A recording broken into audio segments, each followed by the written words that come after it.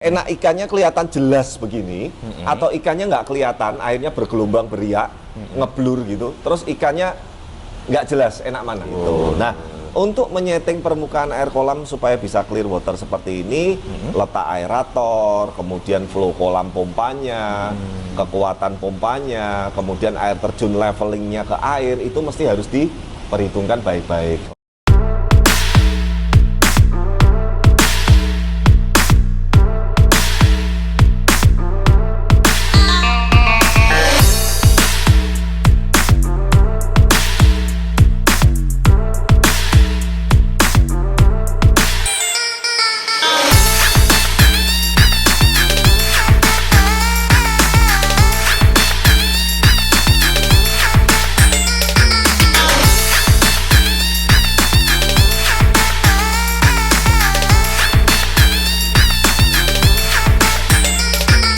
Oke, halo teman-teman Surabaya dan sekitarnya. Ketemu lagi dengan saya Adi Kurniawan dan tentu saja masih di channel kesayangan kita, Bless Channel.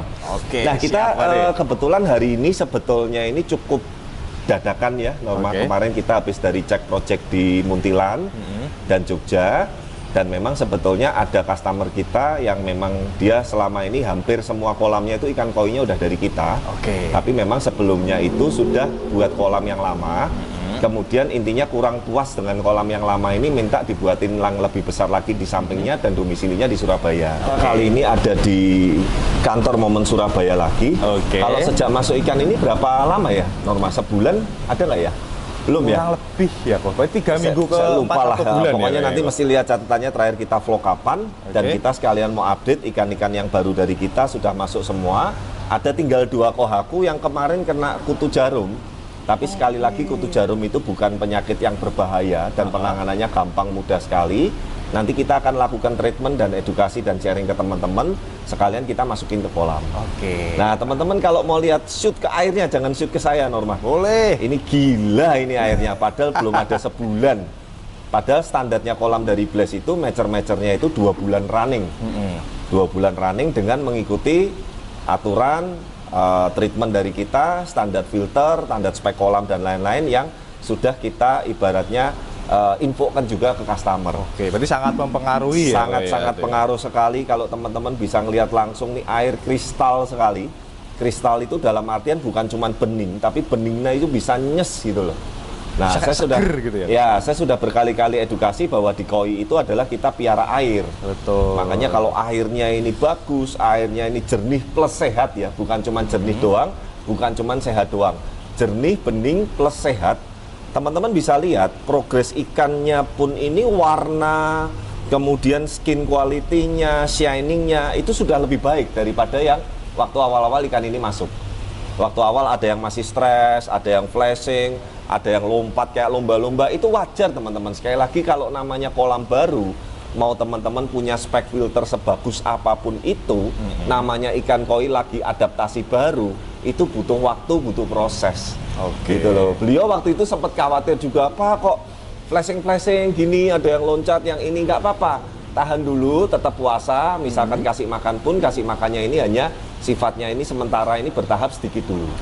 Ya, tapi hari ini teman-teman kita akan lihat mungkin sekitar barang 1 menit 2 menit Norma fokus ke kolam, ke ikan, ke airnya. Setelah ini baru kita lanjut edukasi untuk selanjutnya. Silakan.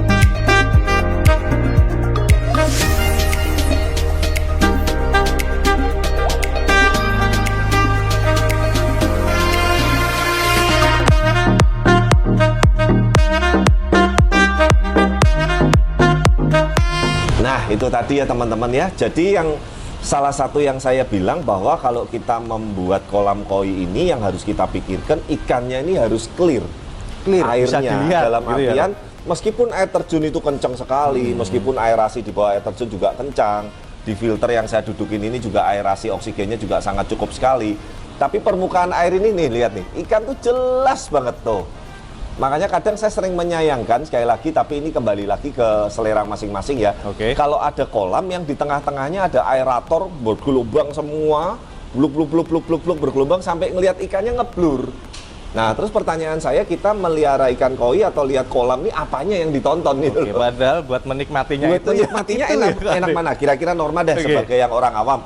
Enak ikannya kelihatan jelas begini, atau ikannya nggak kelihatan, airnya bergelombang beriak, ngeblur gitu. Terus ikannya nggak jelas, enak mana? Wah, kalau aku ya namanya misalnya punya hobi ya, betul, ya. Yang kita lihat kan emang koinnya, jenisnya kan, apa, polanya apa gitu. Otomatis kan apalagi kalau ikan beliau yang baru ini juga ikan. Sudah lebih bagus-bagus, beberapa bahkan ada yang berprestasi di show, kualitasnya juga lebih bagus dari ikan yang sebelumnya. Sayang sekali, alangkah sayangnya kalau tidak bisa clear water seperti itu. Nah, untuk menyeting permukaan air kolam supaya bisa clear water seperti ini, letak aerator, kemudian flow kolam pompanya, kekuatan pompanya, kemudian air terjun levelingnya ke air, itu mesti harus diperhitungkan baik-baik.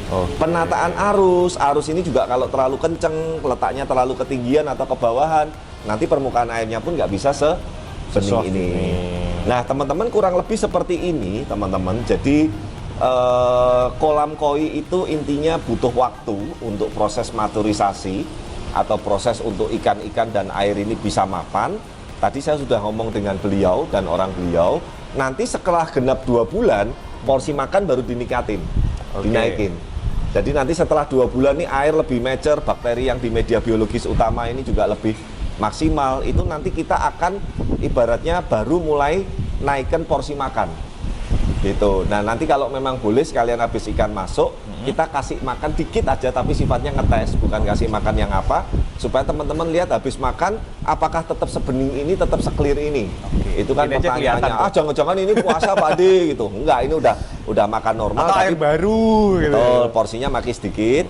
Dan teman-teman lihat, ini yang saya duduk di sini adalah filter. Dan tadi saya nanya gimana sistem filter yang sekarang dengan orang beliau, enak Pak, simple, gampang. Terus juga nggak dikit-dikit bersihin, nggak dikit-dikit ngangkat media, nggak dikit-dikit buka chamber. Buka chamber aja saya males loh Norma. Saya tadi bilang sama orang beliau bahwa kalau dengan populasi sekian, dengan spek filter beliau yang ini, setiap minggu itu hanya perlu dilakukan backwash kecil, dalam artian yang cabut pipa. Nanti teman-teman cek di video sebelumnya. Hanya pipa mekanik aja yang kita cabut. Kalau saya ngelihat seperti ini, backwash besarnya nggak setengah tahun loh, bisa 1 tahun loh. 1 tahun baru backwash besar, kan enak banget gitu loh. Artinya tidak menyulitkan, tidak meribetkan, tidak merepotkan baik customer maupun orang beliau yang menghandle, tapi kita bisa puas menikmati dengan kualitas air dan kejernihan kesehatan kebeningan yang prima maksimal. Seperti itu. Nah, teman-teman, untuk update kita di kolam di kantor Momen Surabaya kali ini, teman-teman bisa lihat. Saya lupa ya, nanti tolong dilihat catatan, mungkin di judulnya dikasih keterangannya running berapa harinya ya setelah ikan masuk, supaya buat saya pun bisa jadi patokan. Saya itu terus terang Norma dan teman-teman, kalau masalah tanggal, waktu, hari, kadang tuh saya terus terang ingatan saya itu kurang bagus. Jadi kadang kelamaan terlalu cepat atau apa itu bukan kita mau mau ngada-ngada, tapi memang beneran saya ngeblank gitu. Tapi seingat saya ini nggak nyampe sebulan sih. Belum nyampe 1 bulan, tapi kualitas airnya udah begini. Nah, ini lihat nih. Semoga kelihatan Norma agak dekat sini, Norma. Wah, ini cakep kok kalau yang ini. Di bawah itu, dinding lumut untuk dinding kolam dan lantai itu lumut karpetnya sudah mulai tumbuh meskipun tipis. Nanti genep 2 bulan, itu makin tebel dan dia makin rata. Itu akhirnya bisa makin celing lagi, makin kristal lagi.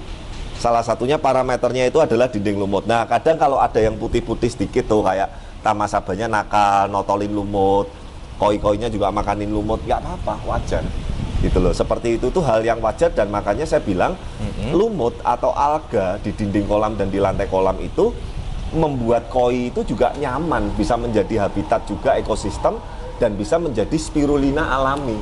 Untuk color itu ditambah dengan sinar matahari yang cukup, dan tentu saja kualitas ikannya. Kayak kelihatannya kayak mau makan ya kayak ini ya. Kalau mau makan, ini udah pengen makan. Ini sih kalau udah seperti ini sih udah prima sekali. Teman-teman bisa lihat, 1 dari parameter air, kedua dari pergerakan ikan, ketiga dari warna atau skinnya ikan. Biasanya kalau ikan agak kepucet-pucet, mungkin agak stres, agak gurat-gurat merah, pink dan lain-lain, itu belum fit lah. Ya intinya itu masih butuh waktu untuk adaptasi. Tapi ini overall sudah oke sekali. Beliau juga happy sekali. Yang rawat pun juga happy sekali. Nah nanti setelah ini ada satu video lagi bagaimana penanganan ikan koi yang kena kutu jarum, kemudian proses membersihkannya, treatmentnya sampai masukin ke kolam. Kita akan buatin satu video Wah, khusus. cakep. Seperti itu ya. Ini Nah terima kasih sekali lagi yang sudah menyimak. Terima kasih juga untuk customer Surabaya yang sudah mempercayakan pembuatan kolam koinya ke Blaze Group. Dan tunggu nanti di Surabaya kemungkinan akan ada 2 proyek baru lagi. Yang satu tadi saya udah visit, yang satu masih tinggal tunggu ibaratnya dimensinya berapa itu belum final karena customer masih menghitung-hitung kolamnya mau berapa besar. Tapi yang satu kita tadi udah survei lokasi, mungkin nggak beberapa lama lagi plan RAB, gambar dan lain-lain saya udah ajukan. Jadi kemungkinan dalam waktu-waktu dekat ini pun kita akan ada di Project Surabaya Surabaya lagi, lagi. di Project Surabaya dan sekitarnya. Nah teman-teman yang Surabaya dan sekitarnya mungkin kalau yang mau tanya-tanya mengenai kolam, ikan koi dan segala macam, jangan sungkan langsung hubungin kontak yang sudah tercantum di bawah Di bawah ini. Terima kasih sekali lagi yang sudah menyimak dan mengikuti dan mendukung, mensupport video-video dari kita. Jangan lupa dukung terus channel kami, like, comment, subscribe, dan sampai ketemu di video-video berikutnya. Bye-bye.